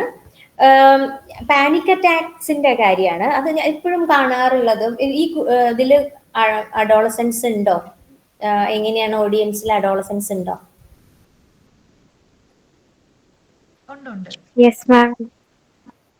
ഓക്കെ, എനിക്ക് വന്ന ക്വസ്റ്റ്യൻ അതായിരുന്നു, അഡോളസൻസിൽ പാനിക് അറ്റാക്ക് കൂടുതലുണ്ടോ, എന്തായിരിക്കും ഇങ്ങനെ പാനിക് അറ്റാക്ക് വരുന്നത് എന്നാണ്. പാനിക് അറ്റാക്ക് എന്ന് പറയുമ്പോൾ ആൻസൈറ്റി എക്സ്ട്രീം ആയിട്ട് വരുന്ന ഒരു അവസ്ഥയാണ്. ആ സമയത്ത് എക്സ്ട്രീം ലെവലിൽ ഒരു പീക്ക് പോയിന്റിലെത്തും. കുറച്ച് കഴിഞ്ഞ് ഒരു 20 to 30 മിനിറ്റ്സ് കഴിഞ്ഞിട്ട് അത് സാധാരണ ലെവലിലേക്ക് എത്തുകയും ചെയ്യുന്ന ഒരവസ്ഥയാണ് പാനിക് അറ്റാക്ക്. അപ്പൊ പാനിക് അറ്റാക്ക് ഒരാഴ്ചയിൽ 4 കൂടുതൽ വന്നു കഴിഞ്ഞാൽ അത് ഒരു രോഗമായിട്ട്, പാനിക് ഡിസോർഡർ എന്ന് പറഞ്ഞ രോഗമായിട്ട് പരിഗണിക്കും. അതല്ലെങ്കിൽ പലപ്പോഴും പാനിക് അറ്റാക്ക് ഡിപ്രഷന്റെ പാർട്ടായിട്ടും റിപ്പീറ്റഡ് ആയിട്ട് വരും. അപ്പോൾ പാനിക് അറ്റാക്ക് എന്നുള്ള ക്വസ്റ്റ്യൻ ചോദിച്ചതിൽ ആദ്യം എനിക്ക് ഇങ്ങനെ ഒരു മുഖവുര തരേണ്ടതുണ്ട്. കാരണം എന്തിന്റെ കൂടെ വരുന്ന പാനിക് അറ്റാക്ക്, ഡിപ്രഷന്റെ കൂടെ വരുന്നതാണോ അതോ ചുമ്മാ ഇരിക്കുമ്പോൾ വന്ന ഒറ്റ പാനിക് അറ്റാക്ക് മാത്രമാണോ അതോ തുടരെ വരുന്ന പാനിക് അറ്റാക്ക് ആണോ? എന്നുള്ളതൊക്കെ അതിൽ നിന്ന് വേർതിരിക്കേണ്ടതുണ്ട്. പക്ഷെ ടീനേജേഴ്സിൽ ഇത് ഭയങ്കരമായിട്ട് കാണാറുണ്ട്. ചിലർ പാനിക് അറ്റാക്കിന്റെ ഇതിൽ പേടിച്ചിട്ട് സെൽഫ് ഹാം വരെ ചെയ്യുന്ന ആളുകൾ എനിക്കറിയാം. അപ്പോൾ വേദനയൊക്കെ ആക്കിയിട്ട് ആ ഫിയറിനെ ഡിസ്ട്രാക്ട് ചെയ്യിക്കാൻ വേണ്ടിയിട്ട് ഒക്കെ ചെയ്യുന്ന ആളുകളൊക്കെ ഉണ്ട് പല ടീനേജേഴ്സും കോപ്പ് ചെയ്യുമ്പോൾ. അപ്പൊ അധികവും പ്രഷർ സ്ട്രെസ് വരുമ്പോൾ പലർക്കും കോപ്പ് ചെയ്യാൻ പറ്റുന്നുണ്ടാവില്ല. അത് പ്രത്യേകിച്ചും ഹോർമോണൽ ചേഞ്ചസ് ഒക്കെ നടക്കണം ഇതല്ലേ, ബ്രെയിൻ കംപ്ലീറ്റ്ലി ഡെവലപ്പ് ചെയ്യുകയും ചെയ്യില്ല ഈ ടീനേജേഴ്സിന്റെ സമയത്ത്. നമുക്കൊരു 24 വയസ്സാവും നമ്മളുടെ ബ്രെയിൻ പൂർണ്ണമായിട്ടുള്ള ഒരു വളർച്ചയ്ക്ക് എത്താൻ. പക്ഷെ ടീനേജേഴ്സിന് അങ്ങനെയല്ല. ബ്രെയിൻ ഇമോഷന്റെ പാർട്ടൊക്കെ കംപ്ലീറ്റ്ലി ഡെവലപ്ഡ് ആണ്. പക്ഷെ വകതിരിവിന്റെ പാർട്ടൊക്കെ കുറെ ലാസ്റ്റ് ആണ് നമുക്ക് ഡെവലപ്പ് ചെയ്യുക, ഒരു 24 വയസ്സൊക്കെ ആവുന്നതോടെ ഡെവലപ്പ് ചെയ്യുള്ളൂ. അപ്പോൾ അത് ഇമോഷൻ പ്രോസസ്സിങ് ഭയങ്കര ഹൈ ആയിട്ടൊക്കെ വരും. അപ്പൊ ഇത് പ്രോസസ്സ് ചെയ്യുന്നതിന്റെ കാഠിന്യമൊക്കെ കൂടും, സ്ട്രെസ്സിനെയൊക്കെ പെർസീവ് ചെയ്യുന്നത് കൂടുതലായിരിക്കും. അതുപോലെ എടുക്കുന്ന കോപ്പിംഗ് മെക്കാനിസം, ഇതുമായിട്ട് പൊരുത്തപ്പെട്ടു പോകാൻ ഉപയോഗിക്കുന്ന മെക്കാനിസം ഒക്കെ ആരോഗ്യകരമായിട്ടുള്ളതും ആവില്ല പലപ്പോഴും. പലപ്പോഴും സ്ട്രെസ്സുള്ള കാര്യം ചെയ്യാതെ മാറ്റി വെച്ച് അവസാനത്തേക്ക് വെക്കുക, അങ്ങനെയൊക്കെ പലരും ചെയ്യാം. ചിലര് ഉറക്കം ഉണ്ടാവില്ല ഈ ഫോണൊക്കെ നോക്കിയിട്ട്. അങ്ങനെ ഉറക്കം ഉണ്ടാവാതെയും ഭക്ഷണമൊന്നും മര്യാദയ്ക്ക് കഴിക്കാതെയും ഒക്കെ ഉള്ള സമയത്തൊക്കെ ഈ പാനിക് അറ്റാക്ക് ഉണ്ടാവാനുള്ള സാധ്യത ഭയങ്കര കൂടുതലാണ്. ഹോർമോണൽ ചേഞ്ച് കൊണ്ട് എന്തായാലും ഉണ്ടാവും, അത് അധികവും കാണാറുണ്ട്. പിന്നെ പാനിക് അറ്റാക്കിനുള്ള വേറൊരു ഇത് വരാറുള്ളത്, നമ്മുടെ ലൈഫിൽ എന്തെങ്കിലുമൊക്കെ ഇങ്ങനെ കുറേ ബാഗേജസ് ഉണ്ടാവും ചില ആളുകൾക്ക്. അതൊന്നും ചിലപ്പോൾ റിസോൾവ് ചെയ്തിട്ടുണ്ടാവില്ല. അപ്പൊ ചൈൽഡ്ഹുഡിലൊക്കെ വല്ല അബ്യൂസോ അതല്ലെങ്കിൽ എന്തെങ്കിലും ദാരുണമായിട്ടുള്ള അനുഭവത്തിലൂടെ ഒക്കെ കടന്നു പോയിട്ടുണ്ടെങ്കിൽ പലരും അത് ഡീൽ ചെയ്തിട്ടൊന്നും ഉണ്ടാവില്ല, തെറാപ്പിക്കൊന്നും പോയിട്ടോ ഒന്നും. അത് അൺറിസോൾവ് ആയി കിടന്നാലും ചില ആളുകൾക്ക് പാനിക് അറ്റാക്ക് ആയിട്ട് ഇടയ്ക്ക് പൊങ്ങി വരാറുണ്ട്. അങ്ങനെ പല പല കാര്യങ്ങള് മൾട്ടി ഫാക്ടോറിയൽ ആണ്. അപ്പം എനിക്ക് മെന്റൽ ഹെൽത്തിന്റെ ഇഷ്യൂസിനെ പറ്റിയിട്ട് നിങ്ങളൊരു ക്വസ്റ്റ്യൻ ചോദിച്ചാൽ ഒരു ആൻസറിൽ ഒതുക്കുക എന്ന് പറയുന്നത് ഭയങ്കര ഒരു ഫാക്ടറിന്റെ ഇതില് ഒരു സ്ട്രെയിറ്റ് ഫോർവേഡ് ആയിട്ടുള്ള ഒരു ആൻസർ ഇല്ല. ആദ്യം ആ ഇഷ്യൂവിനെ മനസ്സിലാക്കുന്നിടത്താണ് ഏറ്റവും പ്രധാനം. കാരണം ഓരോ മനുഷ്യനും ഓരോ വ്യത്യസ്തമായ, എന്റെ പാനിക് അറ്റാക്കിന്റെ സിംറ്റം ആവില്ല ഏഞ്ചലിന്റെ പാനിക് അറ്റാക്കിന്റെ സിംറ്റം. അപ്പൊ ഓരോരുത്തർക്കും അത് വേറെ വേറെ രീതിയിലാവും. അപ്പൊ നമ്മള് അതെന്തൊക്കെയാണ്, ഓരോരുത്തരും അനുഭവപ്പെടുന്നത് എന്താണ് എന്നുള്ളതൊക്കെ മനസ്സിലാക്കിയെടുത്ത് അത് പാനിക് അറ്റാക്ക് ആണെന്ന് മനസ്സിലായാൽ മാത്രമേ അതിനുള്ള ട്രീറ്റ്മെന്റും കാര്യങ്ങളും ഒക്കെ നമുക്ക് കൊടുക്കാനും പറ്റുള്ളൂ. മാം, ഇത് കൺട്രോൾ മീൻസ് ഇതൊന്ന് ഒഴിച്ചു നിർത്താനോ കൺട്രോൾ ചെയ്യാനായിട്ട് അഡ്വൈസസ് എന്തെങ്കിലും തരാൻ പറ്റുമോ? കൺട്രോൾ ചെയ്യുക എന്ന് പറയുമ്പോൾ അധികവും ഇതിപ്പോ ഏത് ഫാക്ടറാണ് നമ്മൾ അഫക്റ്റ് ചെയ്യണത് എന്നുള്ളതിനനുസരിച്ചാണല്ലോ. ഇപ്പൊ ടീനേജില് ഞാൻ പറഞ്ഞല്ലോ, ബ്രെയിൻ തന്നെ ഡെവലപ്പ് ചെയ്തുകൊണ്ടിരിക്കുകയാണ്, ഹോർമോണൽ ചേഞ്ചസ് നടക്കുന്നു, അക്കാഡമിക് പ്രഷർ ഉണ്ട്, ഉറക്കം മര്യാദയ്ക്ക് നടക്കുന്നില്ല, പിന്നെ എന്തെങ്കിലും ട്രോമയൊക്കെ ഉണ്ടെങ്കിൽ അതും ബാക്ക്ഗ്രൗണ്ടിൽ ഉണ്ടാവുക, പിന്നെ ചുറ്റുപാട് നടക്കുന്ന കുറെ ഇന്റർപേഴ്സണൽ ഇഷ്യൂസ്, അങ്ങനത്തെ ഒക്കെ ഒന്നിനും ഇത് ഒന്ന് വരുമ്പോ നമുക്ക് ഇത് ഏത് വഴിക്കാണ് ഇത് വന്നത് എന്നുള്ളതൊന്നും മനസ്സിന്റെ കാര്യത്തിൽ നമുക്ക് അറിയില്ല. മൾട്ടി ഫാക്ടോറിയലാ, അതാ നേരത്തെ പറഞ്ഞ കോംപ്ലക്സ് ആണ്. അപ്പം ചിലപ്പോ അൺറിസോൾവ്ഡ് ട്രോമ നമ്മൾ ഡീൽ ചെയ്യേണ്ടി വരും. പിന്നെ ഹോർമോണൽ ചേഞ്ചസിന് ചിലപ്പോൾ മരുന്ന് കഴിക്കേണ്ടി വരും. തൈറോയിഡിന്റെ പ്രശ്നമൊക്കെ ഉള്ള കുട്ടിയാണെങ്കിൽ, അത് അക്കാഡമിക് പ്രഷറുള്ള കുട്ടിയാണെങ്കിൽ അതിനെ ഡീൽ ചെയ്യാൻ പഠിപ്പിക്കേണ്ടി വരും. സ്ലീപ്പില് കൺട്രോൾ ഒരു ഇതൊന്നുമില്ല, രാത്രി ഫോണിൽ നോക്കിയിരിക്കുന്ന കുട്ടിയൊക്കെ ആണെങ്കിൽ അതിനെ നമ്മൾ, ഇനിയിപ്പോ പാനിക് അറ്റാക്ക് വന്നു എന്ന് വിചാരിക്കും, ആ സമയത്ത് ശരിക്കും പേടിക്കാനൊന്നുമില്ല. അയ്യോ എന്താണിത് എന്നൊക്കെ വിചാരിച്ചിട്ടാണ്, മരിക്കുമോ എന്നൊക്കെ ആവും നമുക്ക് തോന്നുക. ദ സ്കേറിയസ്റ്റ് ആയിട്ടുള്ള ഒരു എക്സ്പീരിയൻസ് ആണ് ആ 20 to 30 മിനിറ്റ്സിൽ നമുക്ക് ഉണ്ടാവുക. അപ്പൊ ഒന്ന് ഡീപ് ബ്രീത്തിങ് ചെയ്താൽ മതി. കുറച്ച് സമയം അത് ഡീപ് ബ്രീത്തിങ് ചെയ്ത് കഴിഞ്ഞുള്ള ഗുണം എന്താ വെച്ചാല്, ബ്രെയിനിൽ അതൊരു സബ്സ്ട്രേറ്റ് വേറെ രൂപത്തിലേക്ക് ആവുകയാണ്. അത് കുറെ നേരമൊന്നും അതിന്റെ പീക്ക് പോയിന്റിൽ നിൽക്കാൻ കഴിയില്ല. കുറച്ച് കഴിയുമ്പോൾ അത് തനിയെ ഇനീഷ്യൽ ഫേസിലേക്ക് വരും. അപ്പം നമ്മൾ അതിന്റെ ഇടയിൽ എന്ത് ചെയ്താലും ഇല്ലെങ്കിലും പാനിക് അറ്റാക്ക് ഒരു സമയം കഴിഞ്ഞാൽ തനിയെ മാറും. ഒരു പ്രാവശ്യം വന്നാൽ പിന്നെയും ഇത് വരാനുള്ള സാധ്യത കൂടുതലുമാണ്. Okay ma'am, thank you. വായ അടച്ചു പിടിക്കുക എന്നുള്ളത് ഒരു വലിയ സൊല്യൂഷനാണ് കേട്ടോ. വായിൽ കൂടെ ചിലർക്ക് ആൻസൈറ്റി വരുമ്പോൾ ചിലർ വായിൽ കൂടെ ശ്വാസം എടുക്കും. അപ്പൊ വായിൽ കൂടെ ശ്വാസം എടുക്കും, മൂക്കിൽ കൂടെ ശ്വാസം എടുക്കും. അപ്പൊ എന്താ പ്രശ്നം എന്ന് വെച്ചാല് മൂക്കിൽ കൂടെ പോകുന്ന കാർബൺ ഡൈ ഓക്സൈഡ് വായിൽ കൂടെയും കയറും, വായിൽ കൂടെ കയറുന്ന വായിൽ കൂടെ പുറത്തേക്ക് വിടുന്നത് മൂക്കിൽ കൂടെയും കയറും. അങ്ങനെ ഓക്സിജൻ വേണ്ട സെൽസിലൊക്കെ കാർബൺ ഡൈ ഓക്സൈഡ് വരാൻ തുടങ്ങും. അപ്പോൾ ഹൈപ്പർ വെന്റിലേഷൻ പ്രിവെന്റ് ചെയ്യാൻ നമ്മൾ വായ അടച്ചു പിടിക്കുക എന്നുള്ളതും ഭയങ്കര പ്രധാനമാണ് പാനിക് അറ്റാക്ക് വരുമ്പോൾ. വായ അടച്ചു പിടിച്ചിട്ട് വേണം ഡീപ് ബ്രീതിങ് ചെയ്യാൻ. അടുത്ത ക്വസ്റ്റ്യനിലേക്ക് കടക്കട്ടെ. ഇതിൽ എന്തെങ്കിലും ഉണ്ടോ? പാനിക് അറ്റാക്കിനെ കുറിച്ച് എന്തെങ്കിലും ചോദിക്കാനുണ്ടോ?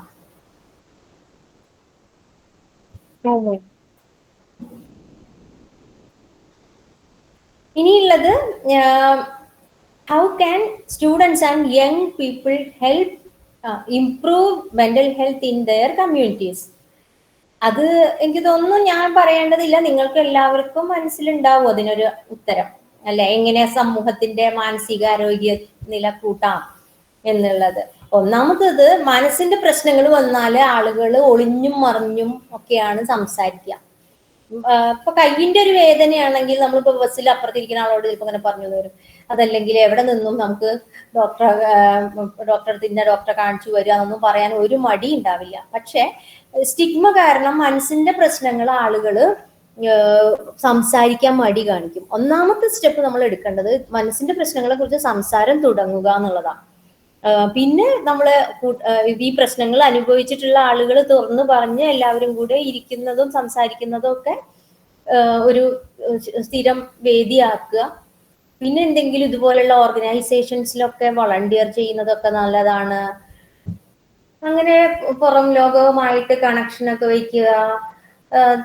ശാരീരിക ആരോഗ്യം നിലനിർത്താൻ എക്സസൈസും അങ്ങനത്തെ കാര്യങ്ങളും നല്ല ലൈഫ് സ്റ്റൈലും ഭക്ഷണമൊക്കെ കഴിക്കുകയൊക്കെ ചെയ്യുമ്പോൾ സ്വാഭാവികമായിട്ടും മെന്റൽ ഹെൽത്തിനെ അത് ഇതാക്കും. എന്തെങ്കിലും പ്രശ്നം കണ്ടു കഴിഞ്ഞാൽ വെച്ചുകൊണ്ടിരിക്കാതെ എത്രയും വേഗം കറക്റ്റ് ആയിട്ടുള്ള സ്ഥലത്ത് പോയിട്ട് ഹെൽപ്പ് സീക്ക് ചെയ്യാം.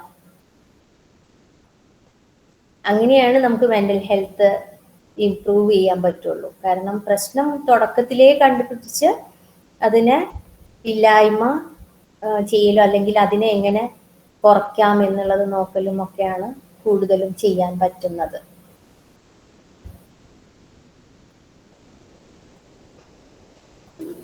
പിന്നെ ഒരു ക്വസ്റ്റ്യൻ വന്നിട്ടുണ്ട്, ലേസിനെസ്സും എക്സോഷനും ഉള്ള ഒരു ഡിഫറൻസ്. എക്സോഷൻ എന്ന് പറയുമ്പോൾ നമ്മള് ലേസിനെസ് എന്നുള്ള വാക്കിന് ഞാൻ എതിരാണ്. ഞാൻ സാധാരണ ലേസിനെസ് എന്നുള്ള വാക്ക് ഉപയോഗിക്കാൻ ആൾക്കാരെ സമ്മതിക്കാറില്ല. കാരണം ലേസിനെസ് എന്ന് ഒരാളും ഓപ്റ്റ് ചെയ്യില്ല. ഒരാളും ഞാൻ മടിയനാണോ നാളെ തൊട്ടെന്ന് വിചാരിച്ച് സ്വീകരിക്കുന്ന ഒരു വഴിയല്ല, ഓപ്ഷനായിട്ട് എടുക്കുന്ന ഒരു ഓപ്ഷൻ അല്ല ലേസിനെസ്. ലേസിനെസ് എന്ന ആളുകൾ ജഡ്ജ്മെന്റലായിട്ട് പറയുക ചെയ്യണത്. മറ്റൊരാളെ നമ്മൾ മുദ്ര കുത്താൻ വേണ്ടിയിട്ട് അല്ലെങ്കിൽ നമ്മളെ തന്നെ നമ്മൾ സ്വയം ക്രൂശിക്കാൻ വേണ്ടിയിട്ട് പറയും. പക്ഷെ നമ്മൾ ആരും മടി വേണമെന്ന് ആഗ്രഹിച്ചിരിക്കുന്നവരല്ല. അപ്പൊ മടിയല്ല, അത് പലപ്പോഴും ഒരു മോട്ടിവേഷൻ ഇല്ലായ്മയാണ് ലേസിനെസ് എന്ന് മറ്റുള്ളവർ പറയുന്ന വാക്ക്. ആ മോട്ടിവേഷൻ ഇല്ലായ്മ ചിലപ്പോൾ ഡിപ്രഷന്റെ ഭാഗമാവാം, ചിലപ്പോൾ ആൻസൈറ്റിയുടെ ഭാഗമാവാം. കാരണം ആൻസൈറ്റി വല്ലാതെ വന്നു കഴിഞ്ഞാൽ നമുക്ക് ആ ആൻസൈറ്റി ഉളവാക്കുന്ന കാര്യം എന്താണോ അത് പ്രോക്രാസ്റ്റിനേറ്റ് ചെയ്യാന്ന് പറയും. അതായത് ഇപ്പൊ ചെയ്യണ്ട, നാളെ ചെയ്യാം, പിന്നെ ചെയ്യാം എന്ന് വെച്ചിട്ട് നീട്ടി വെക്കാനുള്ള പ്രവണത വരും. അപ്പൊ നമ്മൾ അതല്ലാത്ത വേറെ കാര്യങ്ങളിൽ ഇടപെടും.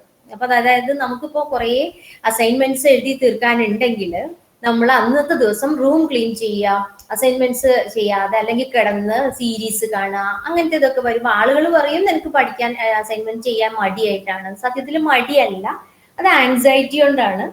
അപ്പോൾ അവിടെ മാനേജ് ചെയ്യേണ്ടത് ആൻസൈറ്റിയാണ്.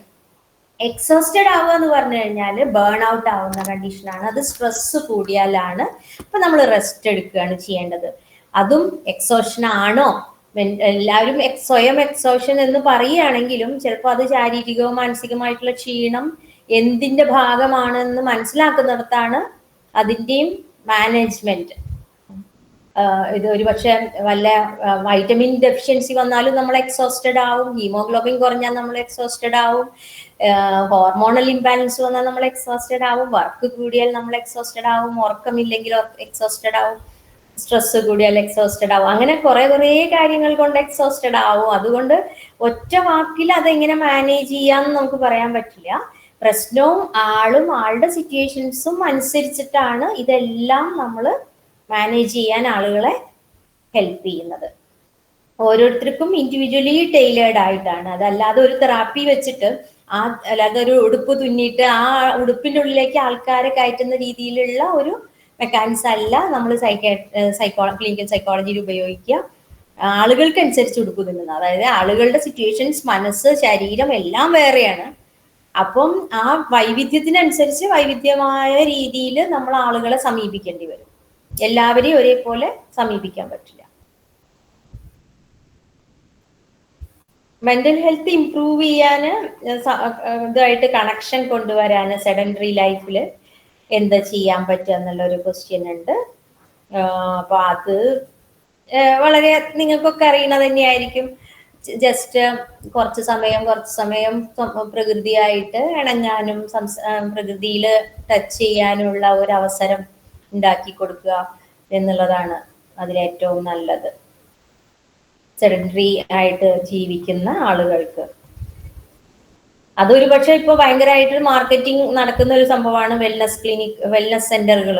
ഭയങ്കരമായിട്ട് പൈസ വാങ്ങുകയും പ്രകൃതിയുമായിട്ട് ഇണങ്ങി ജീവിപ്പിക്കാൻ ഉള്ള ഒരു ഇത് അനുവദിച്ചു കൊടുക്കുകയോ ഒക്കെ ചെയ്യുന്നുണ്ട്.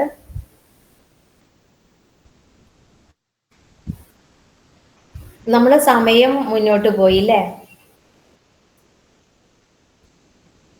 കുഴപ്പമില്ല മാം, ഇതൊക്കെ ഇമ്പോർട്ടന്റ് ആയിട്ടുള്ള ഒരു മിനിറ്റ്, എന്റെ 8:30 പേഷ്യന്റ് വെയിറ്റിംഗ് ആണെന്ന് പറയട്ടെ.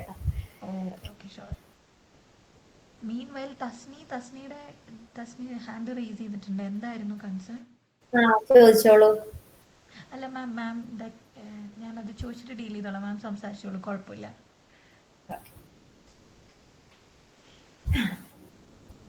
അടുത്ത ക്വസ്റ്റ്യൻ,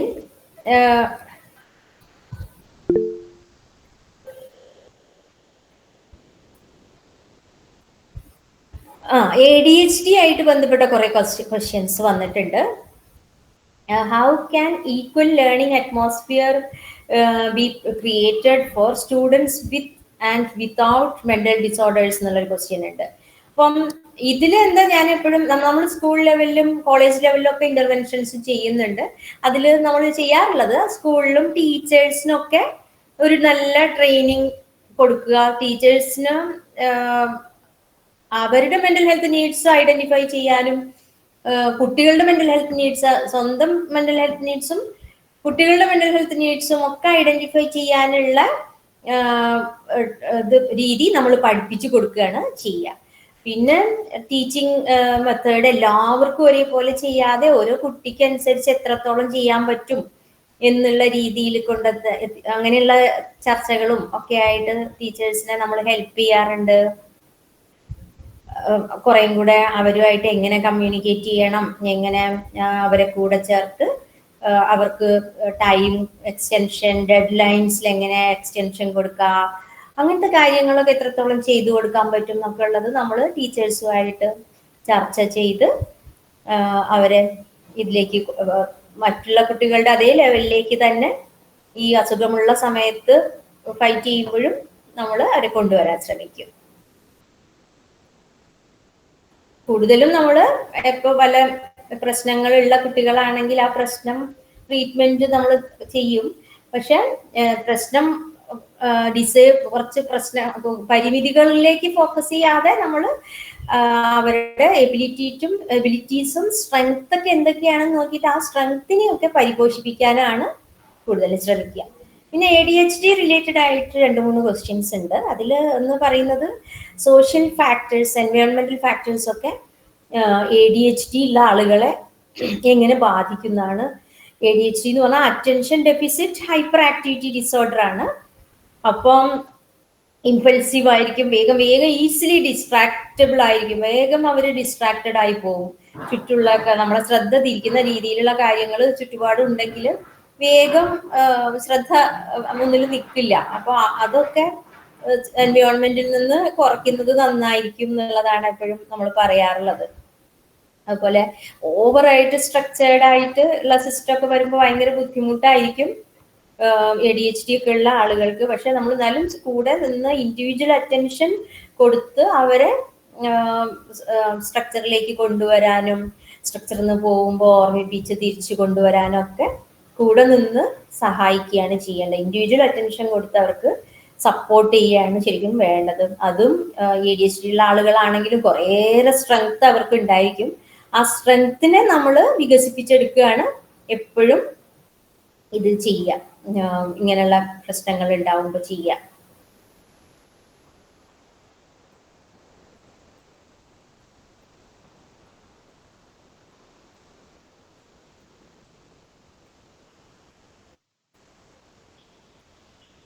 പിന്നെ ഒരു ക്വസ്റ്റ്യൻ, കമ്പൽസറി ആയിട്ടുള്ള മെന്റൽ ഹെൽത്ത് ഡെയിലി ഹാബിറ്റ്സ് എന്തൊക്കെയാണ് എന്നുള്ളതാണ്. മൈൻഡ്സിന് പറ്റിയിട്ടുള്ള നല്ല ഹാബിറ്റ്സ്.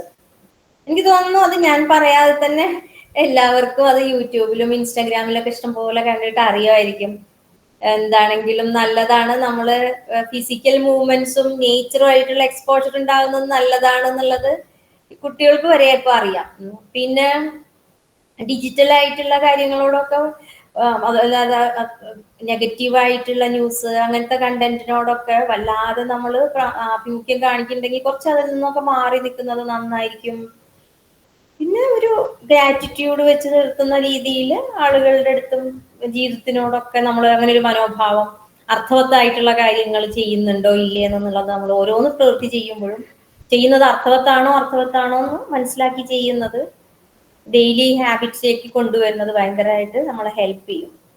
ഓരോന്ന് ചെയ്യുമ്പോഴും മൈൻഡ്ഫുൾ ആയിട്ട് ചെയ്യാനും നോക്കുന്നത്, അതായത് എന്താണോ നമ്മൾ ചെയ്യുന്നത് ആ ചെയ്യുന്ന കാര്യത്തിൽ വ്യാപൃതമായിക്കൊണ്ട് കാര്യങ്ങൾ ചെയ്യുക എന്നുള്ളതും മറ്റു മനുഷ്യന്മാരൊക്കെ ആയിട്ട് കണക്റ്റഡ് ആയിട്ടിരിക്കുക, അതൊക്കെ നമുക്ക് കൂടുതൽ മെന്റൽ ഹെൽത്ത് കൂട്ടാനുള്ള ഹാബിറ്റ്സ് ആണ്.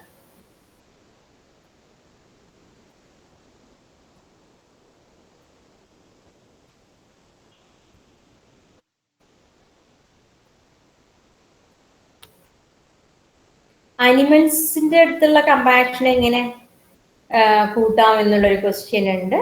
അതും ഈ പറഞ്ഞ പോലെ പ്രകൃതിയോട് അടുക്കുന്നത് തന്നെയാണ് മറ്റു ചരാചരങ്ങളോടുള്ള സ്നേഹവും അടുപ്പമൊക്കെ. അത് സ്കൂൾ ലെവലിലെ കുട്ടികൾക്കൊക്കെ നമ്മൾ പറഞ്ഞു കൊടുക്കും. അതിനുള്ള എന്തെങ്കിലും പ്രോഗ്രാംസ് ഒക്കെ സംഘടിപ്പിക്കുകയാണെങ്കിൽ വളരെ നന്നായിരിക്കും എന്ന് എനിക്കിപ്പോഴും തോന്നിയിട്ടുണ്ട്. അതുപോലെ സൈക്കോളജിയിൽ അനിമൽ അസിസ്റ്റഡ് തെറാപ്പി എന്ന് പറഞ്ഞൊരു സംഭവം ഉണ്ട്. ഇമോഷണൽ ഇഷ്യൂസും അങ്ങനെയൊക്കെയുള്ള ആളുകൾക്ക് അനിമൽസിനെയും കൂടെ അസിസ്റ്റ് ചെയ്തിട്ട് കൂട്ടി ചേർത്തിട്ടുള്ള തെറാപ്പി കാര്യങ്ങളൊക്കെ. പിന്നെ ഏതെങ്കിലുമൊക്കെ ഷെൽട്ടർ ഹോംസ് ഉണ്ടായിരിക്കും പെറ്റ്സിന്റെ ഒക്കെ.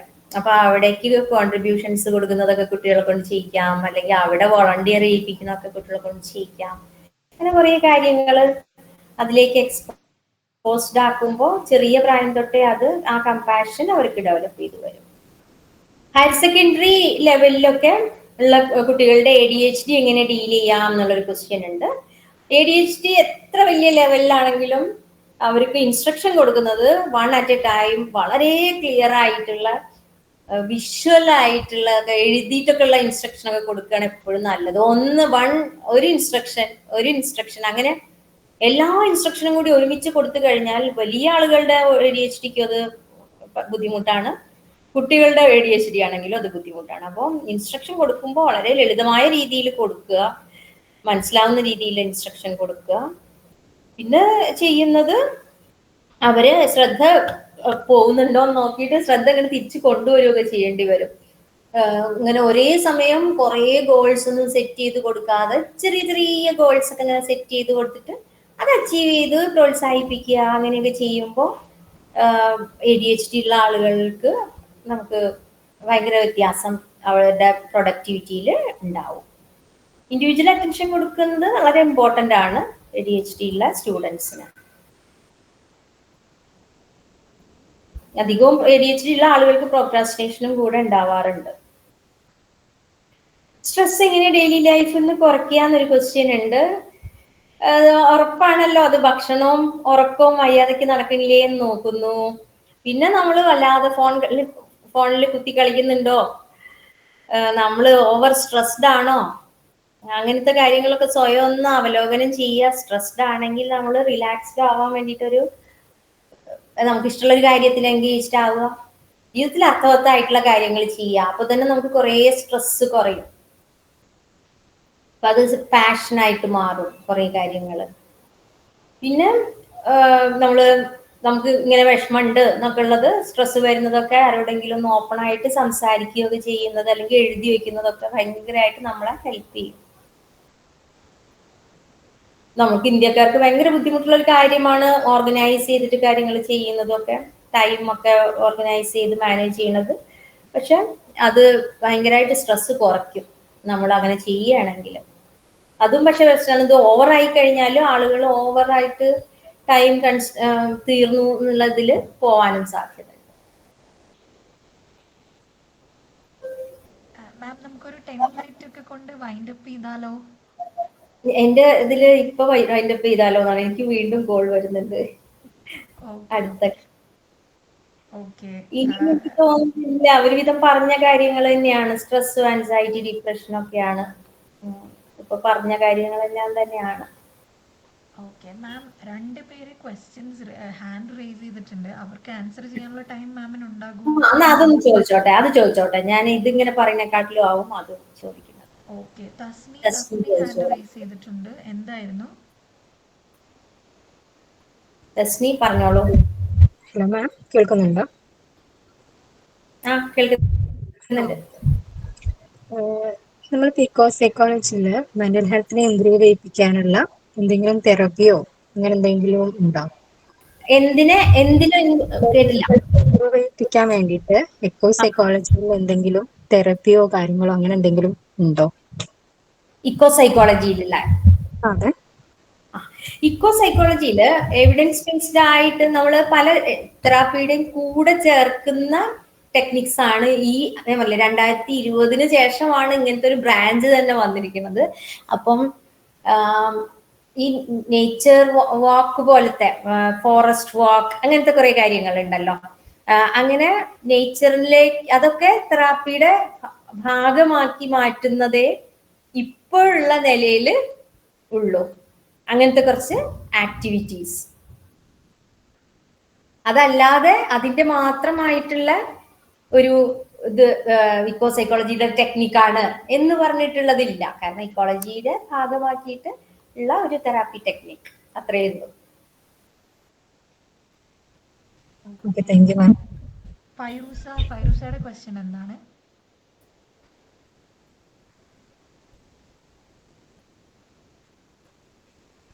ഫൈറൂസ കേൾക്കാമോ? കേൾക്കുന്നുണ്ട്.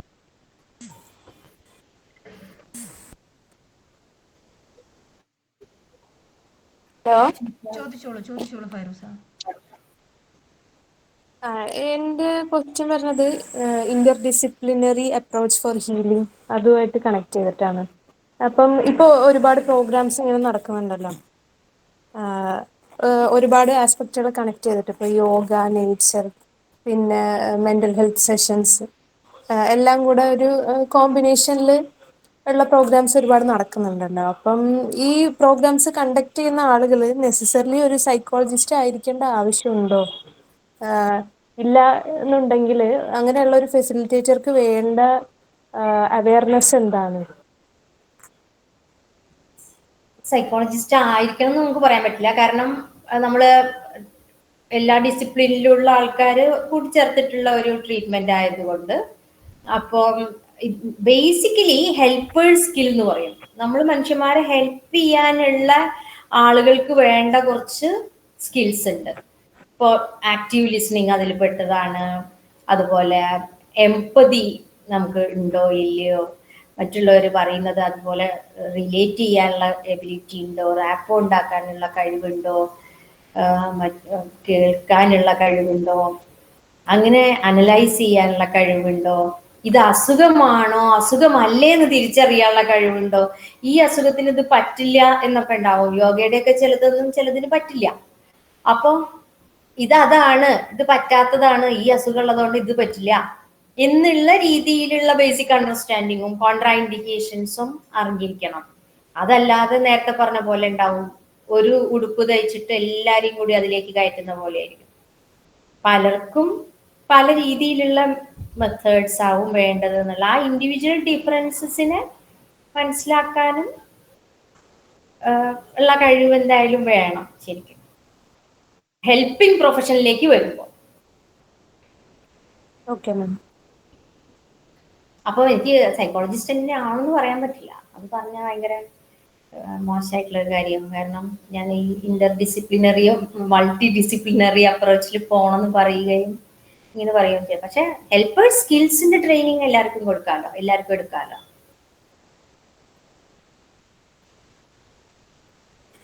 Okay ma'am, thank you. അപ്പൊ നമ്മുടെ അങ്ങനെയാണെങ്കിൽ ആർക്കെങ്കിലും ചോദിക്കാനുണ്ടെങ്കിൽ ചോദിക്കാം. എനിക്ക് തോന്നുന്നത് ആർക്കും ക്വസ്റ്റ്യൻസ് ചോദിക്കാനില്ല.